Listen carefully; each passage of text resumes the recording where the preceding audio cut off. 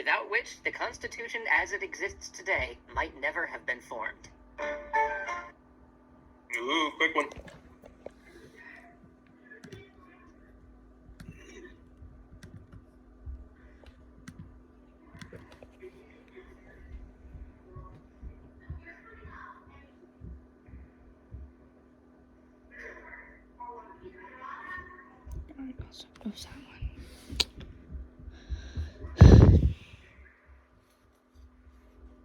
Oh, is this the same person who was slacking before? One of you slacks. There we go. Articles of Confederation was the first federal government created. Let's see, we got 58% of us got it, right? So that preceded the Constitution, right, when this country was originally formed.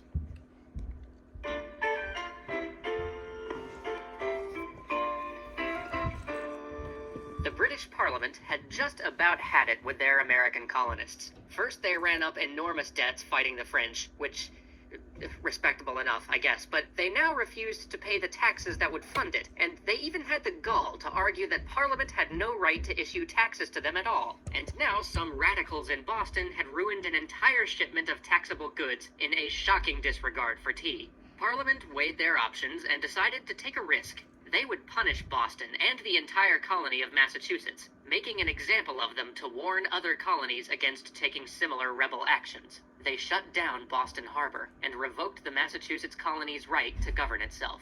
But there was a problem with Parliament's carefully considered, surgically precise retaliation. It sucked. After all, there were still many Americans who were loyal to the crown. Their loyalty sprang not from a fear of punishment, but from a genuine and even patriotic belief that the British government was the best government on earth, because it guaranteed representation and rights and all these wonderful things that Parliament had just deemed necessary to strip away. But the radicals and the loyalists were united in one belief: that a display of American unity would help Parliament and King George III reconsider the justice of these acts and repeal them. Delegates from the colonies convened at a Continental Congress in 1774 to draft a nice, thoughtful letter explaining their objections and asking Parliament to kindly repeal these laws. By the end of the week, though, what had been originally intended as a gentle letter of friendship had transformed into an open rebuke and a vow to embargo British goods. Many of the delegates cheered this display of resolve. One, shouting to be heard above the cheers, warned that this act would be a declaration of war. Nobody listened. They were too busy congratulating themselves on the inevitable capitulation of Great Britain. But just in case, they did agree to reconvene in half a year if Parliament didn't meet their demands. Half a year later, shots had been fired, and the American Revolutionary War was underway. So the Continental Congress met again. Despite everything that had happened, those who had been loyal to the crown still held out hope for peace. They decided to write another letter, because that first one had just worked so well, but this time they would write directly to the king, and promise that they were still loyal and totally understood that his bad ministers had led him astray. King George refused to even read this letter, and declared all the colonies to be in open rebellion. So 0 for 2 on the letter thing. It didn't help that at the same time Congress had been drafting this petition for peace, they had also mustered a continental army, appointed a general by the name of George Washington, and begun to organize armed resistance. Many loyalists... Alright, this should be an easy one.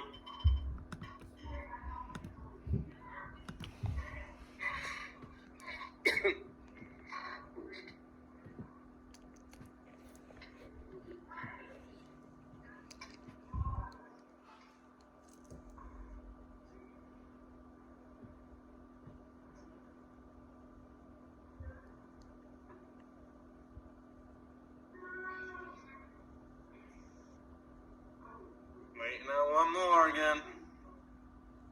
I'm only gonna give you so much time. You're not getting your answers in, you're not getting credit for doing that. 5, 4, 3, 2, 1. Alright, George Washington. Oh, one person said John Adams. Now, George Washington, the leader of the... Many loyalists saw this as a necessary act of self-defense. Radicals saw it as the first step toward American independence. The idea of independence had begun to gain popularity, but the delegates of the Continental Congress could not act on it. Not only did many still hope to reconcile with Great Britain, but they also had to answer to the governments in their home colonies, and their governments said, absolutely not. Nope, do not even think about declaring independence. Once again, the time was ripe here for a thoughtful, strategic intervention by British Parliament, and once again they did not miss the opportunity. They announced a blockade of all 13 colonies, and effectively expelled them from the empire. The last hope for reconciliation was snuffed out. The colonies stopped being colonies, and instead became self-governing states. They threw out their old systems of government, and the loyalists who ran them, and wrote new state constitutions. Their delegates at the Continental Congress received new instructions. Please, yes, do declare independence now. Heck, Rhode Island got so excited it declared itself an independent nation before anybody else could. Swept up in...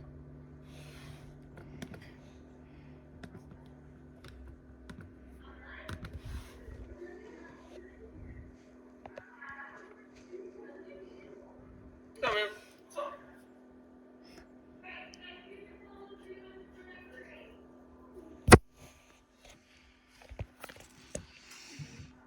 Oh, finally. Alright, little feisty Rhode Island decides to declare themselves independent. So, 71% of us got that. Anybody, one person said Massachusetts. Nope. Little Rhode Swept Island. up in the enthusiasm for state building, in the summer of 1776, the Continental Congress resolved to declare independence, seek foreign allies, and write a constitution. Again, this should be almost common knowledge. July 4th of what year was the Declaration signed off on? 1776. See, how did I know that?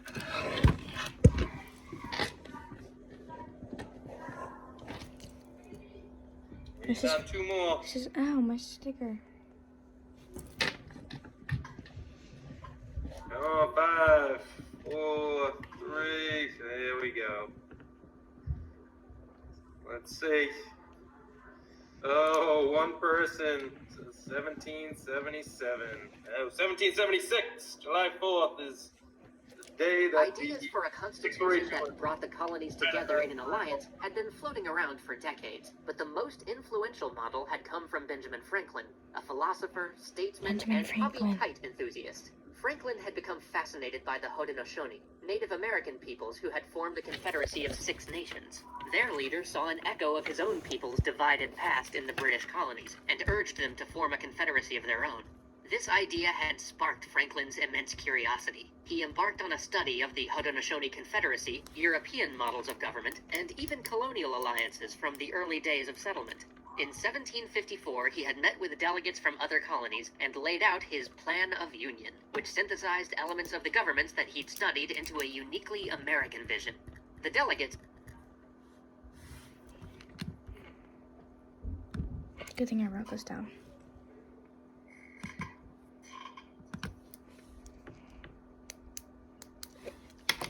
If I got this wrong, then I'm gonna be, I probably didn't, but I'll be so mad.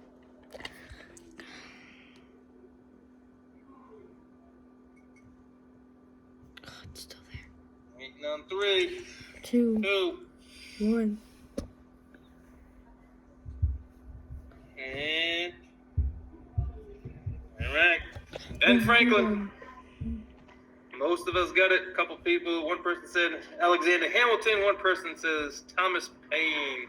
What? Benjamin The Franklin. delegates enthusiastically adopted it. They brought it home to their governments, and their governments, just as enthusiastically, threw it out. The colonies had wanted to be able to determine their own fates, at least as far as Parliament would let them. Franklin's Writing plan down asked notes. them to give up some of their political power to a central legislature, which would control their foreign affairs, creating yet another unwanted layer of supervision to get in their way. No thank you.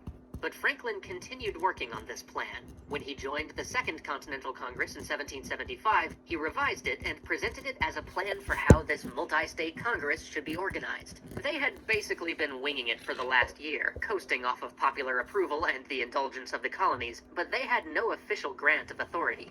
Franklin hoped to fix that, but he had acted just a bit too early. The independence movement needed about another year to warm up to the idea of a constitution, so his proposal was pushed aside again.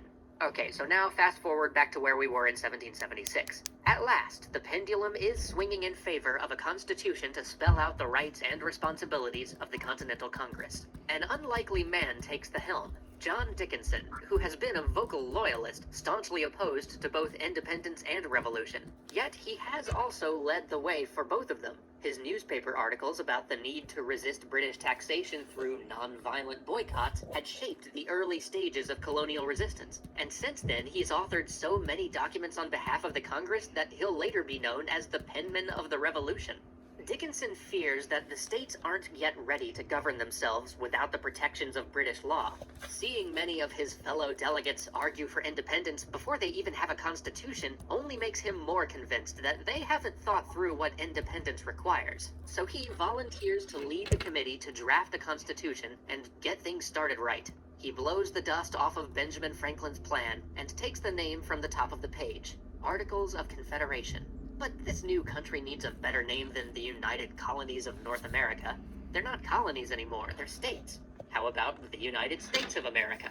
Over the next few weeks, Dickinson leads the creation of a new constitution and updates Franklin's work with his own ideas. He replaces the backbone of British law with a central legislature that has authority over the states. He guarantees civil rights at the national level and restricts foreign policy decisions to his new Confederation Congress. He's almost ready to submit his final draft when the moment he feared so much arrives. The Declaration of Independence is ready to go, and Congress must vote on whether or not to sign it. Dickinson does his best to block the vote, arguing that the states must ratify a constitution first. How can they declare independence when they don't even have a national government?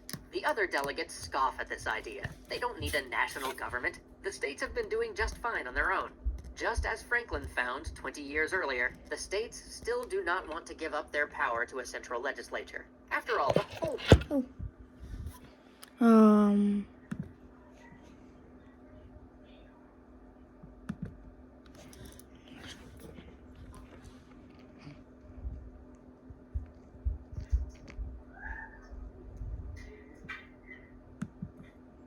Okay, I think it's that one, but if it's not, I'm Question: why was John Dickinson concerned about the timing of the Declaration of Independence?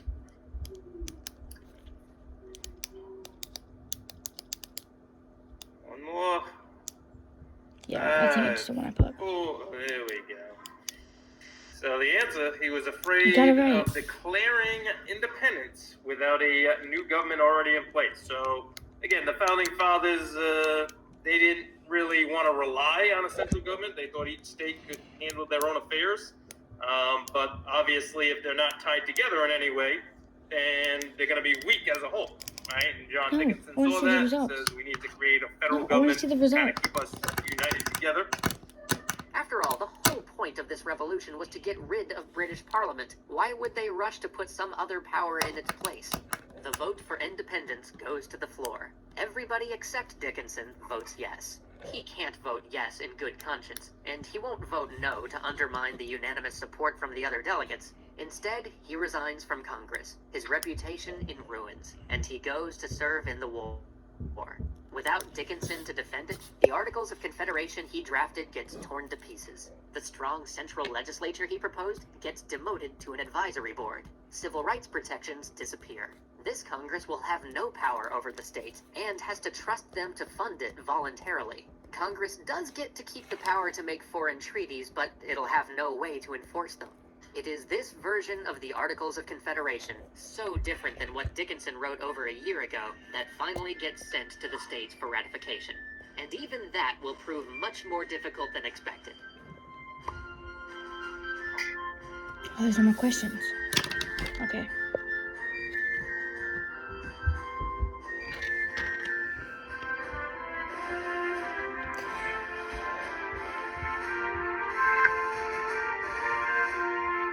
Alright, so here's the deal for everybody.